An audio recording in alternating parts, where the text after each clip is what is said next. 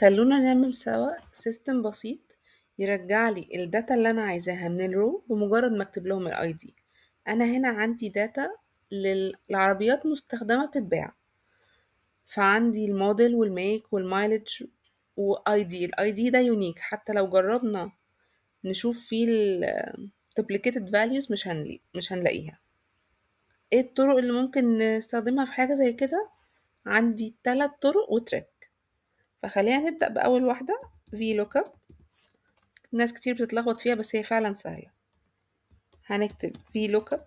VLOOKUP بتاخد أول حاجة ايه؟ الفاليو. أنا كتبتها 1 عشان تبقى قدامي وابقى عارفة هي صح ولا غلط.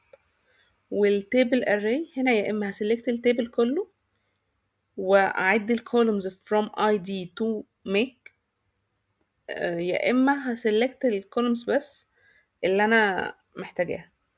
وتحت اتكتب لي إن هما 6، فهكتب 6 دي عدد الكولومز اللي هنتحركها.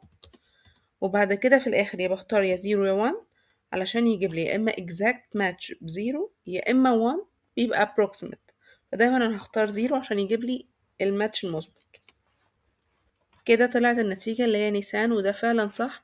وخلينا نجرب في أي رقم تاني. فأنا كده بالنسبة لفي لوك اب فهي تمت بنجاح.